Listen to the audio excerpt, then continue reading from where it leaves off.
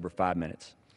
Well, thank you, Judge. Mr. Speaker, it's a pleasure to be here and to work in a bipartisan fashion across the aisle for this very worthwhile cause. I will tell you, the judge is exactly correct. In Texas, we like to say that things are bigger in Texas, and unfortunately, Texas has one record that we really didn't want, and that is that we have 25% of the sex trafficking in the country. We're one of 50 states, and yet we had 25% of that, the victims of sex trafficking going on right there in Texas.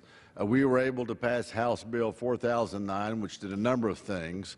It actually instructed police, the enforcement officials, to take a look at some of these girls, these young girls that are being picked up, and I guess for that matter, young men as well, and to not just assume that they were willfully participating in the sex trade, but to look deeper into the background there. And some of these children, some of these girls, we found out, Judge, were actually held against their will and were drugged and beat into submission.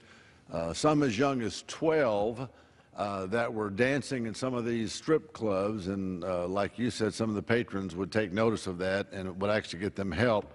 So in Texas, we did identify that pretty early on, about 5 or 6 years ago now, and were able to pass legislation to get the HHSC to put law enforcement together, to get some training for these officers, to get these NGOs together to say, look, we needed to get some programs for these young girls to rehabilitate them. How in the world do you ever get them back to normal life after something like this? We needed more facilities, more beds, more training.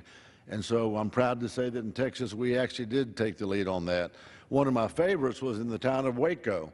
Waco had you mentioned 3 things: going after the perpetrators, going after the demand, the money, and then, of course, helping the victims. Well, in the town of Waco had a way of dealing with the Johns. What they did was when someone was arrested in Waco, they would put that John's picture on the billboard in the city with the headline, "Arrested for Solicitation of Prostitution."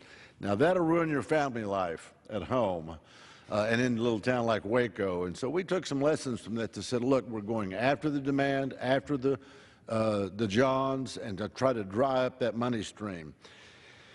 Judge, you ought to be commended. It's been almost a year since the Justice for Victims of Trafficking Act was signed into law.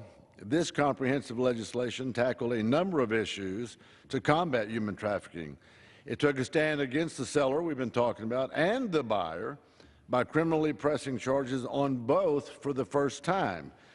And it also provided smart solutions to help victims of trafficking get back on their feet. That's what I said from my days in the Texas legislature. They need a program. They need people to understand. They need counseling. Good Lord, how do those young girls ever get back to some semblance of normalcy after something like that?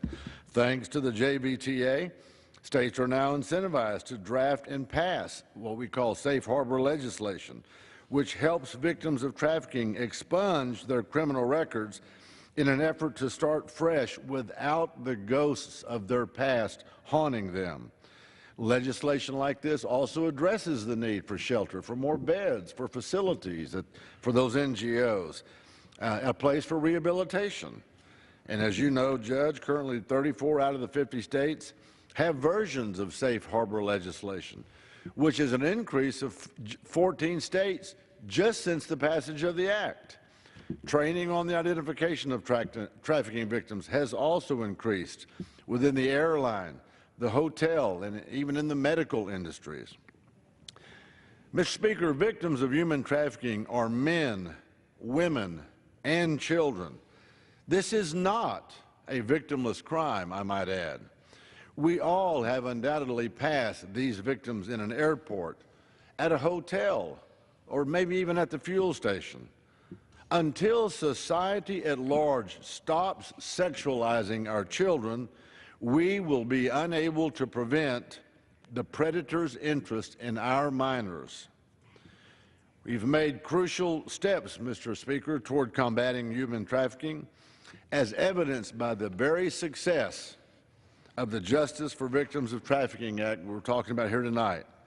Yet we still have a long way to go to eradicate this scourge of human slavery.